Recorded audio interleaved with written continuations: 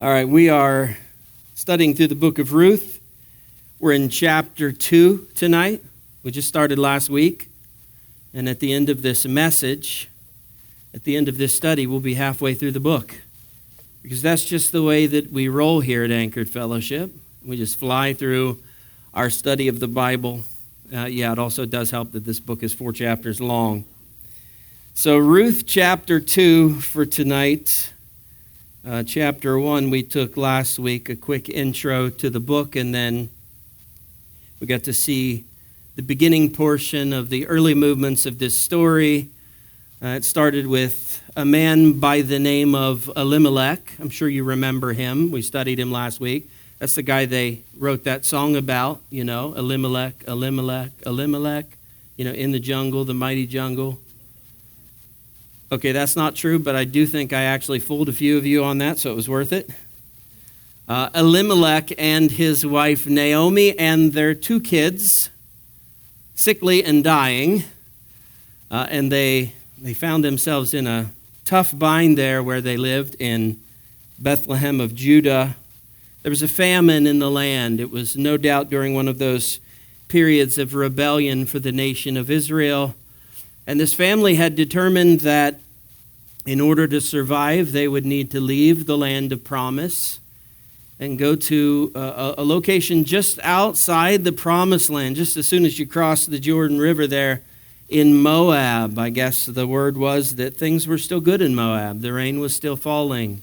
Food was still growing from the ground. And we can argue about whether or not that was a good decision, but nonetheless, that was the decision they made. So the whole family packed up and moved and went to Moab to sojourn there for a while. They were there for a decade, for 10 years.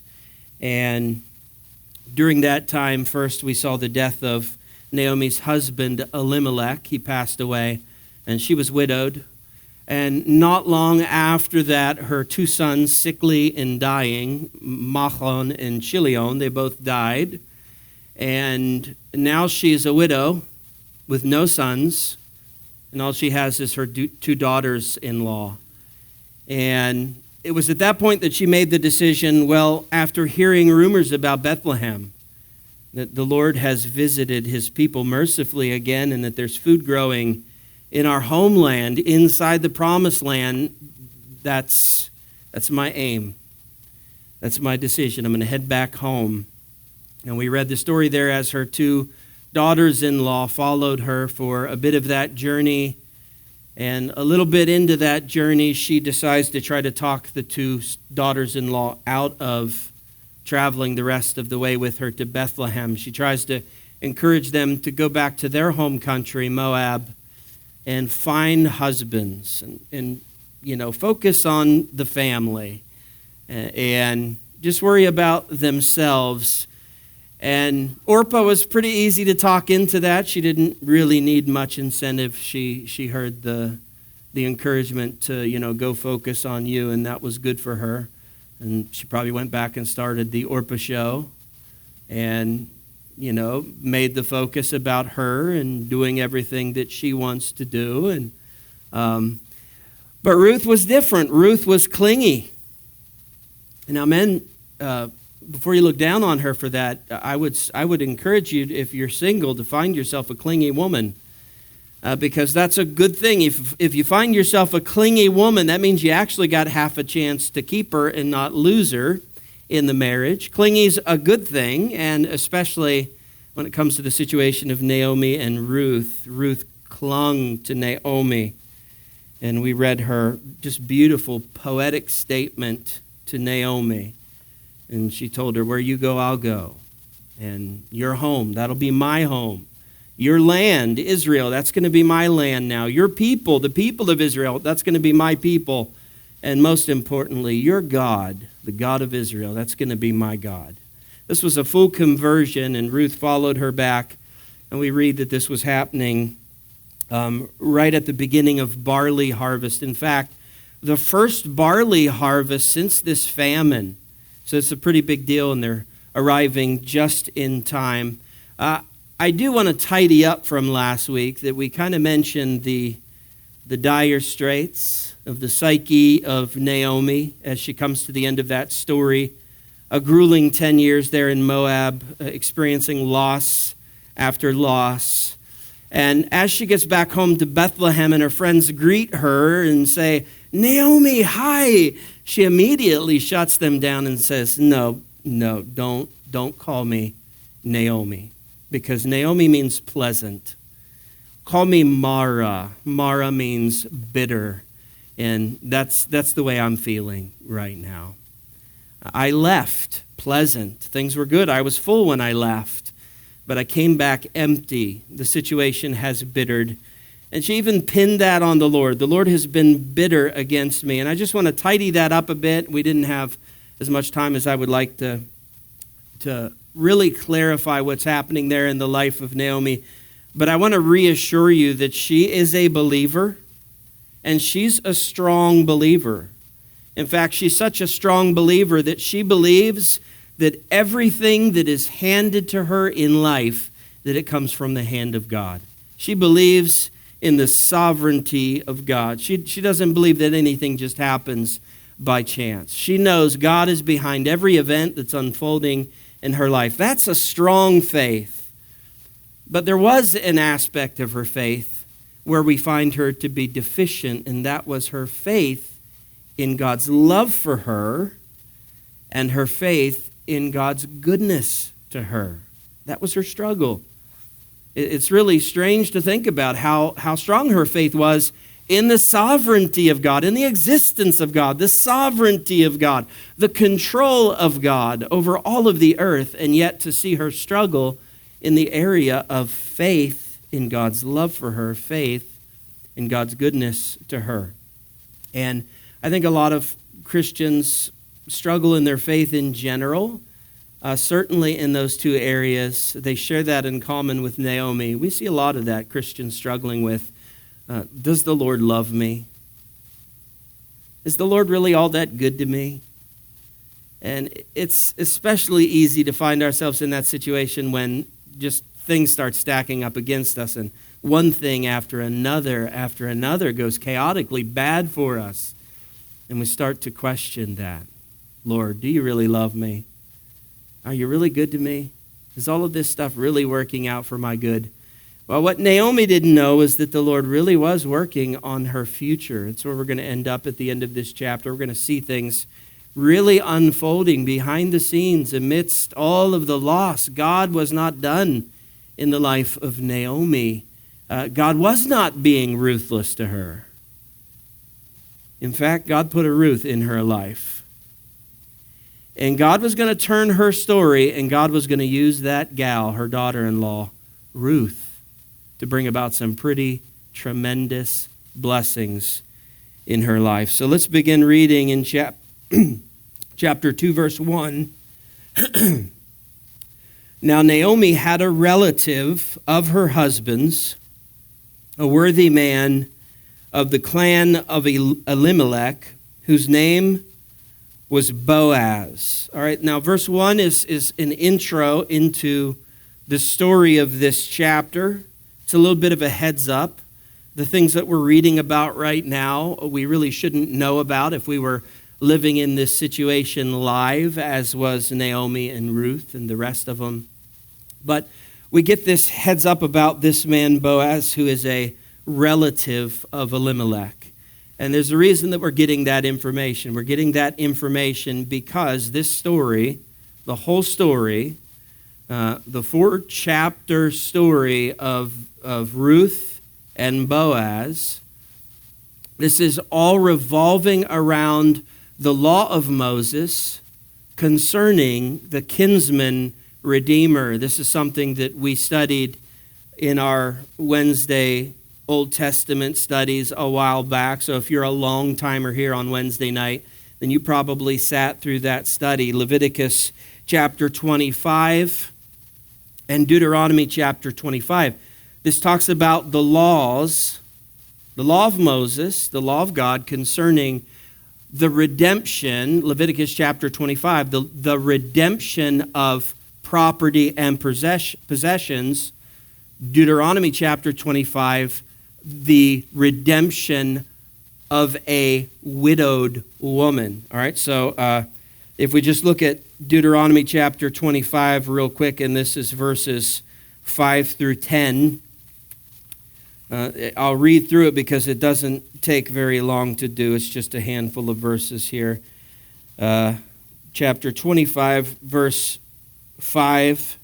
It says, "If brothers dwell together, and one of them dies and has no son, the wife of the dead man shall not be married outside the family to a stranger. Her husband's brother shall go into her and take her as his wife and perform the duty of a husband's brother to her. And the first son whom she bears shall succeed the name of his dead brother, that his name may not be blotted out of Israel." So this is, just real quickly, the law of the kinsman redeemer, Ga'al in Hebrew, but for some reason in English they always pronounce it as Goel. I don't know how it ever became Goel, but I'd like to fit in, so I'll stick with that. This is the law of the Goel, the kinsman redeemer, and it's basically this. We just read it. If a man is married to a woman and and the man dies either before he's able to have a son with that woman, or if his son has passed, so that when he dies, he has no longer a son remaining, then what's supposed to happen is that the brother of that individual, if he's unmarried, this is not for married people to collect more wives, this is if he's unmarried, he is to marry the widow of his brother who has passed, and then he is to have children with her. It's to function as a regular marriage. If the first child is a girl, then that's their girl. But once that first boy is born, that first boy becomes the namesake of the brother who has passed on in order to carry out his line, to perpetuate his name among the nation of Israel. Then after that one boy is born and dedicated to the deceased brother, then that marriage continues on functioning as just a regular marriage. Now, you're wondering, well, what if the brother doesn't want to do it? What happens to that? Well, I'm glad you asked that, because if we keep reading in Deuteronomy chapter 25, it says in verse 7 that if the man does not wish to take his brother's wife, then his brother's wife shall go up to the gate of the elders and say, "My husband's brother refuses to perpetuate his brother's name in Israel. He will not perform the duty of a husband's brother to me," a kinsman redeemer. "Then the elders of his city shall call him and speak to him, and if he persists, saying, 'I do not wish to take her,' then his brother's wife shall go up to him in the presence of the elders and pull his sandal off his foot and spit in his face. And she shall answer and say, 'So shall it be done to the man who does not build up his brother's house, and the name of his house shall be called in Israel, the house of him who had his sandal pulled off.'" All right, so you got all that right. If he doesn't want to do it, he's drugged before the elders. The elders try to talk some sense into him. "Come on, man, have a heart. She's not that bad looking. You can do this. You're single. Marry her. Have a kid. Honor your brother. Honor the law of Moses." And if they can't talk the guy into it, then the woman is to spit in his face and take off one of his sandals. And then he forever becomes known as the one-sandaled man in Israel. Now, personally, I think I'd be more offended by the spit in the face rather than just losing a crock. I mean, you can buy another crock. But I guess this was a really big deal, something you didn't want to be called the one-sandaled man in Israel. Now, it is not written in here, in the book of Ruth. It's not written in the law of Moses, but perhaps you've noticed from verse 1 that Ruth's story is a little bit different than the typical Deuteronomy chapter 25, verses 5 through 10 story. That's all pretty cut and dry. You know, the husband dies, the wife's a widow. the brother is to marry her. But, here's the question. What if there's no brother? And what if the nearest relative is not all that near? What if there's been like a lot of hardship on that family and you can't fulfill the law of Moses exactly as it states there? Well, we wouldn't know this except for stories like Ruth, but we come to find out as we study this book that apparently what the Jews did is they decided we need to keep the heart of this law no matter what. So this needs to be our guideline. If there's no brother that's alive that can marry the woman, then we just need to grab the nearest relative to that situation, and then that's how we need to fulfill the law of Moses. That way we're carrying out the heart of it. And if you look at Ruth's story, okay, what happened to Ruth? Her husband died. Does her husband have brothers? Well, he did, but they were sickly and dying, and they eventually got sick and died. So there is no brother to her husband that is alive. According to the law of Moses, there's not a direct kinsman redeemer that can step up and marry her and have the child with her and perpetuate the name of her deceased husband. All right, and now that's going to take us to Naomi. Because if you go back to Naomi, you realize her husband died, yes, but what also happened to that family? The two boys died. So now you don't just got Ruth's husband that's at stake of losing his name in the nation, but you've got Naomi's husband, Elimelech, as well. He's gone. He has no more sons to carry on his name. So we go back to Naomi at this point. And we say, okay, Naomi is the one that needs a Goel. She's the one that needs a kinsman redeemer. And we read in verse 1 of chapter 2 that there is a relative of Elimelech. We don't know how close of a relative, we're not told. But there is a relative of Elimelech, but who should he be marrying? He should be marrying Naomi. What's the problem there? Well, that window has passed. She's too old to have children at this point. So it is not a possibility for her to get married and have children. She mentioned that in the first chapter there. It's not a possibility for her to do that. So, and I'm telling you this all in advance. I think you know the story, so it's not like a major spoiler alert. I'm not going to ruin your night, I doubt. But what they're going to do is eventually set up a system here where Ruth and Naomi can both be redeemed by a close family member, a close relative of Elimelech, and both the names of Elimelech and one of the sons of Elimelech will be perpetuated through this kinsman redeemer who marries Ruth. So that's where the story is going. And Boaz is the big name for the story right off of the bat. You remember what Ruth means, right? Ruth means friend or companion. The name Boaz means, let's see, what does it mean? Strengthen. The name Boaz means strengthen. And if you look in the book of, I believe it's 2 Kings, this is just a little bit of a sidebar. King Solomon actually named one of the two pillars in the temple, in Solomon's temple. He named one of the pillars Boaz, to strengthen. He named the other one, starts with a J, Jachin.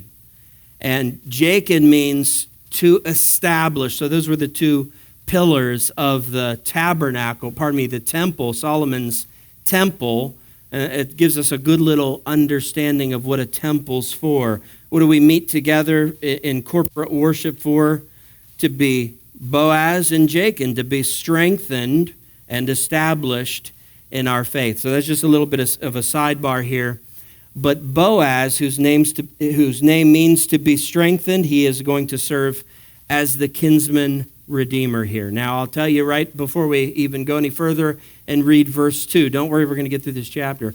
But before we even read verse 2, I want you to know from the get-go that Boaz knows all about this. You're going to see it when we get to verse 7 No. Verse 8, no. It's somewhere down there right after verse 8, somewhere, where Boaz is going to say straight up that he knows the story of Ruth. He knows the story.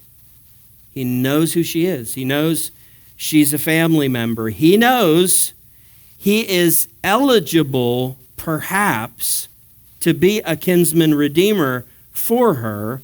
So when he meets her, all of this is, hitting him right in the face. This is Ruth. This is the gal from the story. She traveled back with Naomi from Moab, and she is eligible for me to serve as perhaps a kinsman redeemer for her. Now we're going to find out in the next 2 chapters there's someone else in line first. There's a family member that's even closer to this situation in relation than Boaz, and that guy's going to get first dibs on Ruth. I make this sound like we're auctioning off, a possession here, but he's going to get the first grab at this. If he wants to redeem her, whoever that guy is in chapter 3 and 4, then he gets to do so. And if not, then Boaz would be next up to the plate, and he would get to make the decision on whether or not he would serve as a kinsman redeemer for her. So that's basically the story. Go home, read the rest of the verses, and you're all good. All right, maybe we'll go through this a little bit more. Verse 2, and Ruth, the Moabite, said to Naomi, "Let me go to the field and glean among the ears of grain after him in whose sight I shall find favor." And she, Naomi, said to her, to Ruth, "Go, my daughter." All right, very quickly, we now come up against another law from the law of Moses. And this is referred to by me as God's law of welfare for the poor. So this is like God's social welfare system for the poor. I'm going to read that to you as well. It's Leviticus chapter 23, verse 22. It's only one verse. Here is God's law of welfare for the poor, chapter 23 of Leviticus, in verse 22. "And when you reap the harvest of your land, you shall not reap your field right up to its edge, its corners, nor shall you gather the gleanings after your harvest. You shall leave them for the poor and for the sojourner. I am the Lord your God." So gleaning is mentioned here multiple times in the chapter. Gleaning is a word for the poor. It is directly connected to this welfare system that the Lord had set up. As we just read, it is a system where those who were harvesting their fields, they were not allowed to cut the corners of their fields. They were to leave that standing, whatever the crop was, corn, wheat, barley. In this case, in our story, it's a barley harvest. So they were by law of Moses, to leave the corners standing, and they were to make one pass as they were harvesting that field. The temptation would be make a handful of passes and make sure you get all of it, get every bit of crop. But God's system was this: no, you just pass through once, you harvest through once, and whatever hits the ground, you leave it there, so that the poor in the community or those who are traveling and passing through your area, they can come out and they can glean. That's what that word means. They can pick up those crops that have been cut and dropped after a harvest.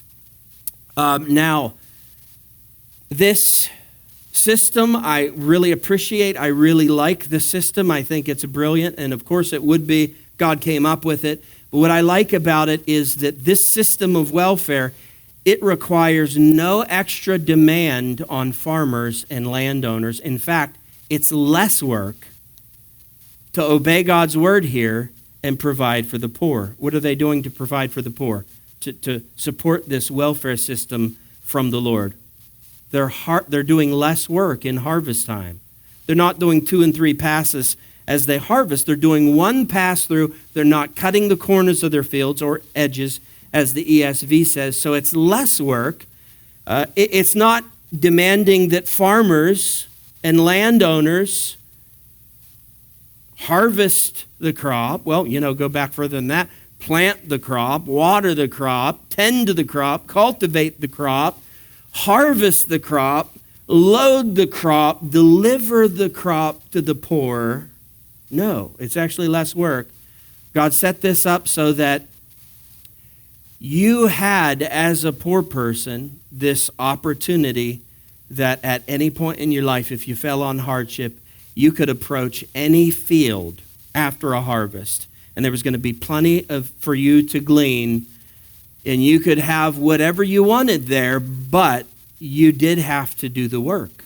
You did have to do the gleaning. You did have to do the picking. You did have to do the hauling back to wherever you lived. So it was a way, I think brilliantly, for God to provide for the poor and yet do so in a way where the poor were also able to work for it and earn it in a sense. And I think that's important to the human mind and the human soul. I think it's in our nature to get a sense of satisfaction and fulfillment from working for something and earning something. There are people around me in my life, and listen, it's different if you're not able-bodied, right? If you're not able-bodied, oh my goodness, hey, you're going to have family pitching in. They're going to be doing the work and delivering for you. So it's not about the people that really, truly aren't capable of doing the work. But I know way too many people that are capable of doing work, of having a job. They're able-bodied, and yet, they sit back and they collect. And it's not that I think that's some terrible thing, other than I see the effect that has on them. There's just a certain depression there. There's a certain lack of fulfillment. There's something that they're missing, and I think that has a lot to do with it. I think God knew we needed that as human beings after the fall. Remember, he told that to Adam, right? You're now going to have to cultivate the garden. It's not just going to always be perfect now. You're going to have to work it. There's going to be weeds. You're going to keep busy. You're going to eat, but it's going to be by the sweat of your brow. But see, I think there was something in there that feeds the satisfaction of the individual and also helps to build the character of the individual. And that's why I love this welfare system, this program. So Ruth, if you notice in verse 2 there, we may not get through this chapter actually, if I don't hurry up. You notice in verse 2, she's talking about going to a field to glean, and she's looking to find favor with a man. I want you to know that doesn't mean she's looking for a man. It doesn't mean she's out searching for a kinsman redeemer. That's not what's happening. It's just that her and Naomi are hungry. They just got back. And Ruth is looking to go harvest food for Naomi. Naomi is not capable of working in the field. She's looking to go harvest, and she's wanting to get someone's permission to glean from their fields. So that's the kind of favor that she's looking for. She's wanting to show up and say, hey, is it okay if I glean from your field? And she's wanting someone to say, absolutely, come on over. Take whatever you want from the field. All right, verse 3. So she set out and went and gleaned in the field after the reapers. She did get permission for this. We're going to see that a little bit later on here. And she happened to come to the part of the field belonging to Boaz. Now, if I were you, I would take and put quotation marks around the word happened. Happened. And I think doctrinally it belongs there. Happened, because what does the Bible teach us? As far as doctrine is concerned, doctrinally there is no such thing as happenstance in God's world. No such thing. There's no such thing as chance. So I picture the Lord inspiring this to be written, inspiring the word happened to be written, and just kind of winking. as he says it and as he inspires it.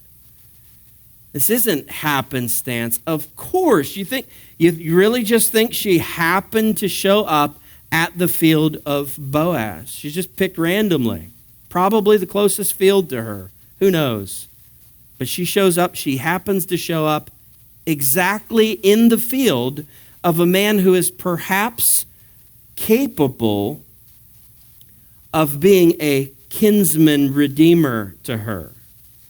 And I would say doctrinally the Bible teaches us that not a thing happens by happenstance, but that every single detail of your life is ordered by the Lord. There's not a thing that happens to you that wasn't divine design. Picked specifically by God for his reasons. I can't begin to speculate on those reasons with my limited, finite thinking.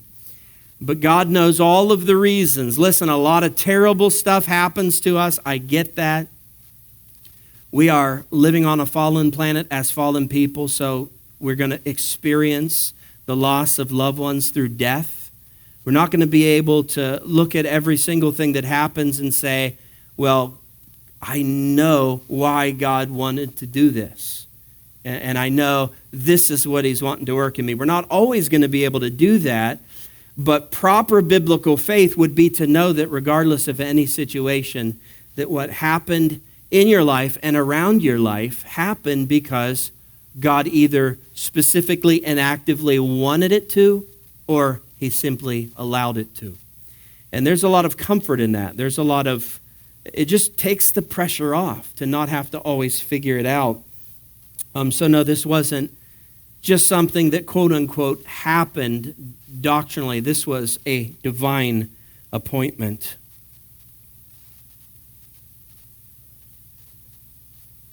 Verse 4, and behold, Boaz came from Bethlehem, and he said to the reapers, the Lord be with you. And they answered, the Lord bless you. And no one had even sneezed. That was just the kind of company it was. Just the kind of business it was. You know, Boaz is the business owner here. We're told in the first verse that he's a worthy man, and that meant that he was wealthy both in character and in finances. He was well known and he was well to do. And he has this business. He has a lot of people working for him. They're doing the barley harvest here. And it's kind of something to be envied to see this kind of interaction among the people that's working there on his farm for him. I mean, can you imagine being able to show up for work every day, walk in through the doors and just start, praise the Lord, brother. God bless you, sister. Isn't God good? And then instead of them reprimanding you and charging you by telling you, oh my goodness, you can't talk about religion at work. That's in our guidelines. You can't do that. Instead of that, wouldn't it be wild if everyone felt the same way you did and they just responded right back to you, yes, amen, the Lord is good, God bless you. Wouldn't that be, I think all Christians would want that job, right? That's why I kind of envy the Amish. Whatever they're working on, they're working on with like-minded brothers and sisters in their faith. So I kind of envy that. I wish America was more like that. That you could know that whatever company you're showing up to work for, they love the Lord first, and because they love the Lord, they love people too. And you can have these kind of conversations. Verse 4 is also significant because we must remember the time frame that we're studying. We're currently sitting somewhere in that time period of the Judges. So this was a time period where people generally were in and out of relationship with the Lord, mostly out. It was a time of mostly rebellion.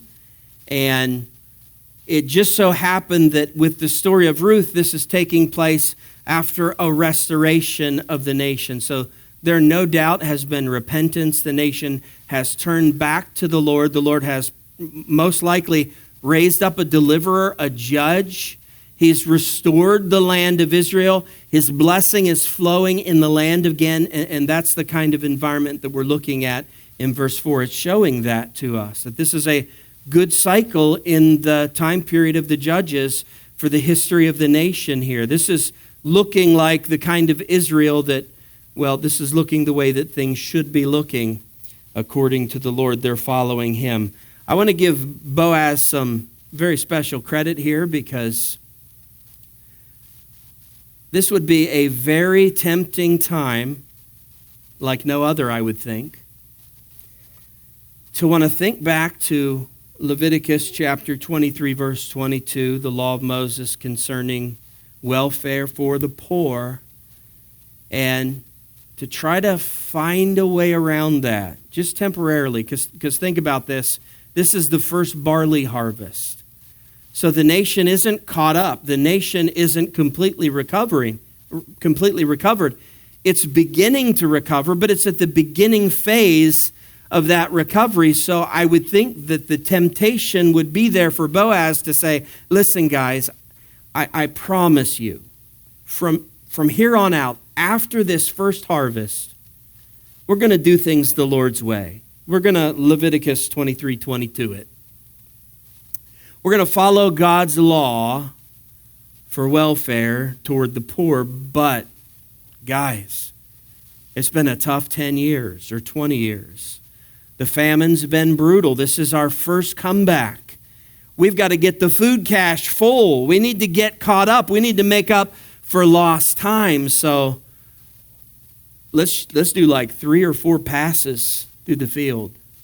Let's not leave a single stalk of barley. Let's not leave the corners. Let's cut the corners. Let's cut the edges. Let's get every bit of it that we can just to give us a head start. And then we'll go back to following the Lord's law and his word. I really respect this about Boaz because he is willing to go by God's law to the T.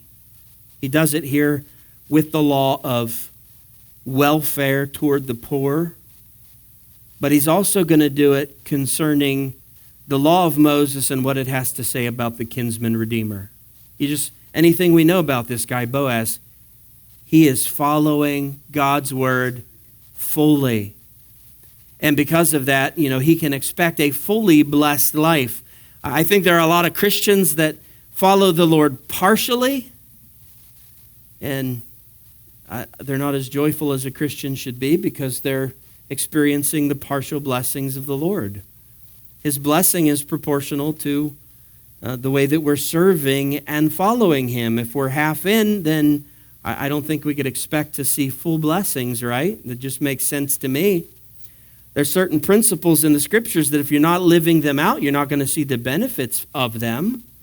So the more fully you're living, like Boaz did, according to the word, to the T, then the more fully you're going to experience his blessing, God's blessing on your life.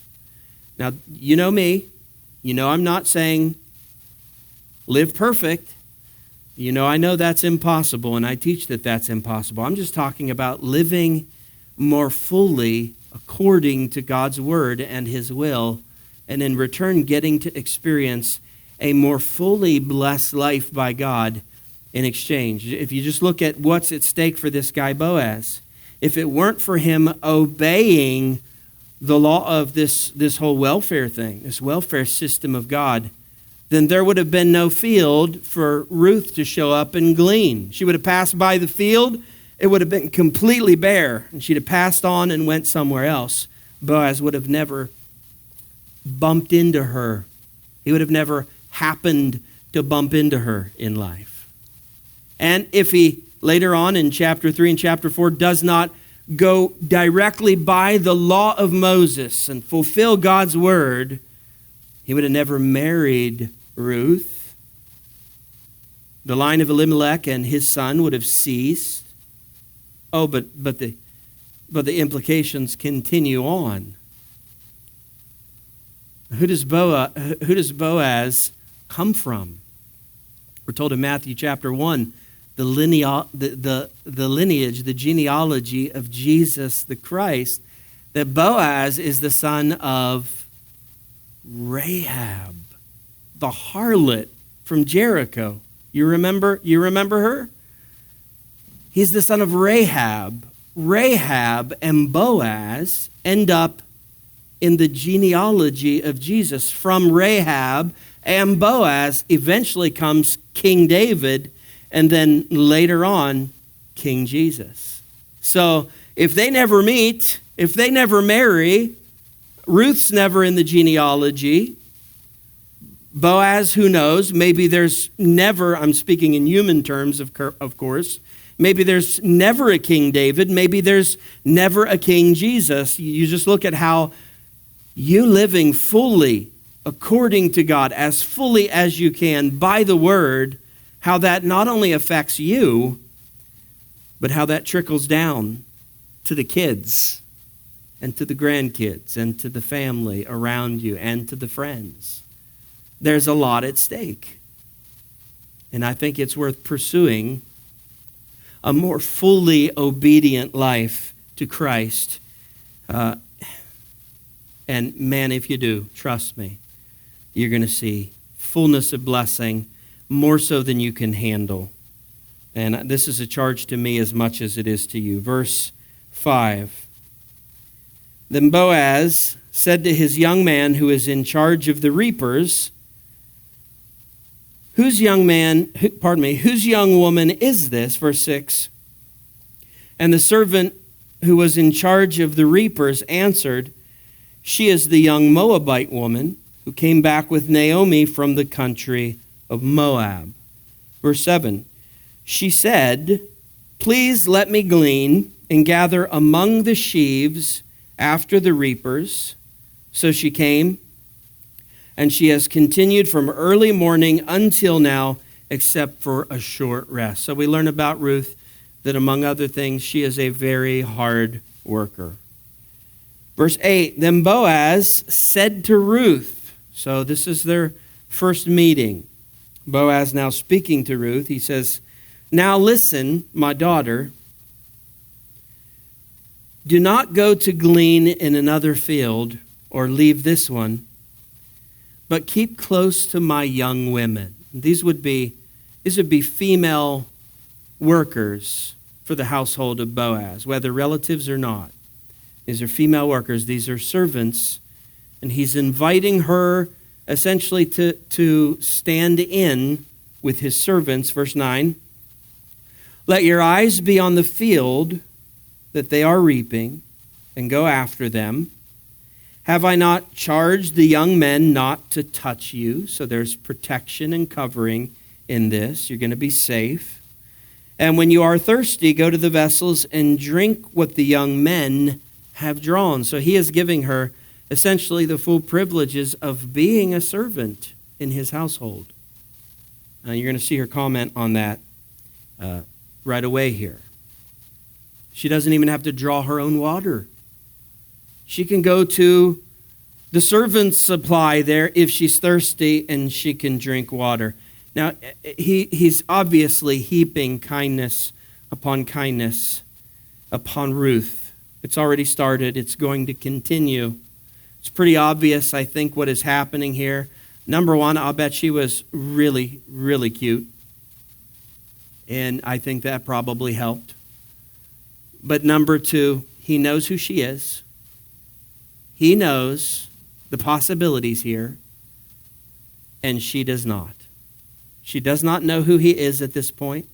She does not know the possibilities that she's just stumbled upon in this field in meeting this guy. He knows all of that, and it makes sense in my mind that he's hashing this all out. He's thinking about this. You know, I could potentially end up serving as her kinsman redeemer. So until I get that all hashed out up here first, and then in any other way that I need to hash it out, until I get that done, I'm going to keep her close, and I'm going to keep her happy. I'm going to keep her fed. I'm going to keep her watered. I'm going to make sure she doesn't wander off into another field.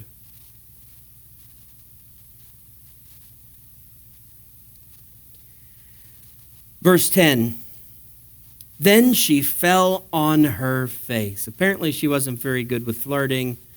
She embarrasses herself, trips over her own feet. Okay, no, that's not true. That just simply means she lowered herself to the ground. She got on all fours with head facing to the earth. And as it says here, bowing to the ground. And she said to him, why have I found favor in your eyes that you should take notice of me? Is that how you feel about the Lord when you think about his goodness to you? You feel that way? Lord, why have I found favor with you? What is it about me, Lord, that you've taken notice of me? I don't deserve this. I feel that way all the time. I think about the goodness of God toward me, all that he has done for me, and then I try to think about, okay, well, how much of the things that the Lord has done for me have I earned? Let's see. That's right, 0. I haven't earned any of it, nada. And yet he just keeps heaping blessing on my life. He saved me. He's cleansed me of my sins. He's living in me. He's working in my life. He's sanctifying me. He's blessing me physically, spiritually, and financially. I mean, I think it needs to be the constant heart position. Lord, you're so good, and we don't deserve it. Why have I found favor in your eyes that you should take notice of me, since I am a foreigner? So it's even more applicable if you're a Gentile that's saved. She's saying, why are you being so kind to a poor Gentile woman? This doesn't make sense. Verse 11, but Boaz answered her, all that you have done for your mother-in-law since the death of your husband has been fully told to me. So there it was verse 11. He says, I know your story, I know your full story. It's been fully told to me, and how you left your father and mother and your native land and came to a people that you did not know before. Verse 12, the Lord repay you for what you have done, and a full reward be given you by the Lord, the God of Israel, under whose wings you have come to take refuge. So he just speaks this beautiful blessing over her life, and it really is beautiful, almost as beautiful as that flowery, poetic speech that Ruth gave to Naomi in chapter 1. Not quite, though, but what do you expect? He's a guy. She's lucky she got more than a grunt out of him. But this is beautiful, isn't it? Especially the part about coming under the wings of the Lord. That's such beautiful imagery, isn't it? And it's speaking about her conversion. It's an acknowledgement. And she's not just come back to Israel because she's got a friend in Naomi. She's come back to Israel because she's fully converted to the God of Israel. She's come under his wings. And here's a blessing for her from Boaz. Verse 13, then she said, I have found favor in your eyes, my Lord, for you have comforted me and spoken kindly to your servant, though I am not one of your servants. I'm not really one of your servants, but you're treating me as good as one of your servants. Now, that's kind of funny because, we think of servant, and it's the same word as slave, right? If I said to you, my goodness, my wife, she treats me like a slave, you'd think I mean that in a negative way. Because that's what we're used to. We think very negatively about slavery. But as I shared with you back when we were studying the laws for slavery in the law of Moses, by the way, Maggie doesn't treat me like a slave. Not all the time, anyway. No, she doesn't. When we were studying those laws, I told you slavery for the nation of Israel is pretty different than what we think of when we think of slavery. We just read it, being a slave, whether you were a Jew or a Gentile, to a well-to-do Jew that was following the law of Moses. That wasn't a negative thing. That was a positive thing. In fact, slavery was a way for many people to escape the financial burdens that they found themselves in. You could only be a slave for 6 years, and then on the 7th year, you were released. So essentially, it was you taking a job, you doing work, and in return getting something, food, housing, finances, whatever that agreement was. It's really not much different than the American job system where you have a boss that tells you what to do and you don't like your boss because your boss is a jerk, but you have to listen to your boss because you need the money. It's really not much different, only I would say it was probably better because these were godly people that were masters over servants. You see it right here in the statement. She's saying, oh my goodness, I'm not even your slave, but you're treating me like a slave. And she means that as a good thing, right?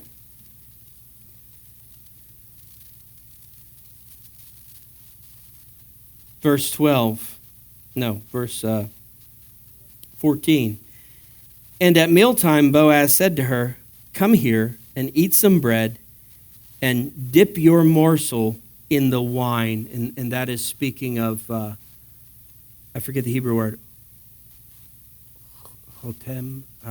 It is a word that's speaking about wine vinegar, all right? Whatever that Hebrew word is, I can't quite remember.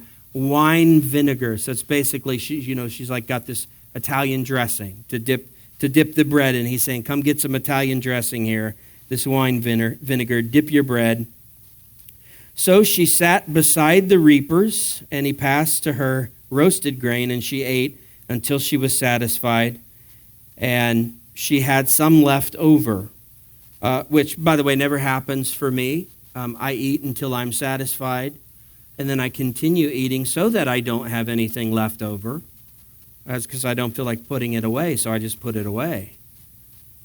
But Ruth eats until she's satiated and she has leftovers.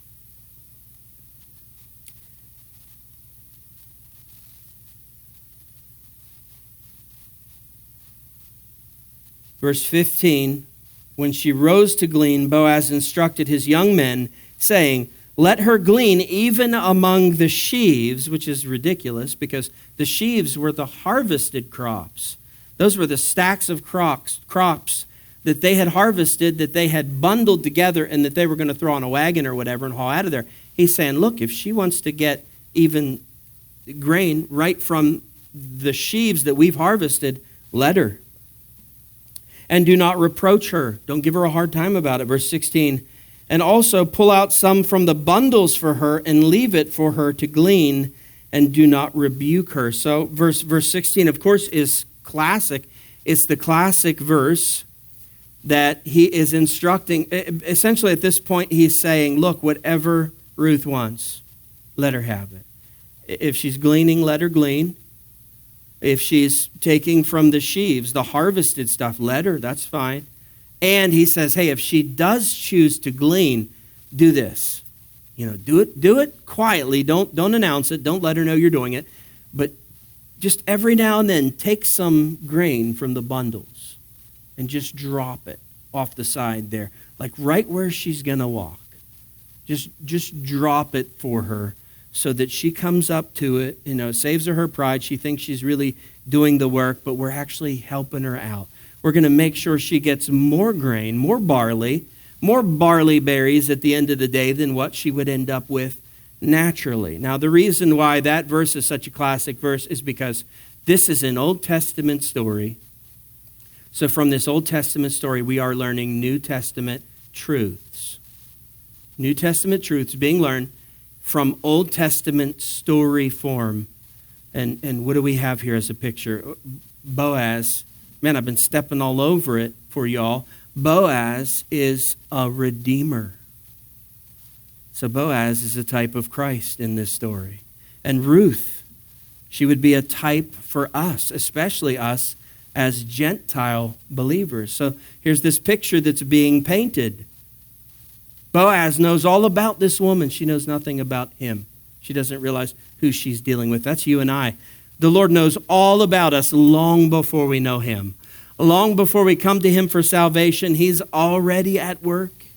He's already working what could be in your life. He's already starting to patch things together and get you going in the right direction and have you in the right field so that you can get saved. And then once you get saved, he knows your need for daily spiritual bread. He knows you need that daily food. And he sees your efforts. He sees how you're trying. And this is basically the picture of God saying, I'm always going to be out ahead of you, dropping some grain for you to make sure you get your daily bread. You're not even going to know I'm doing it, but I'm up ahead of you and I'm making sure you're being fed in life. And so there you are. You're thinking that's all you. Well, I turned that radio station on the way to work. And I clicked on that 2-minute Christian reel on Facebook. And we think we're feeding ourselves.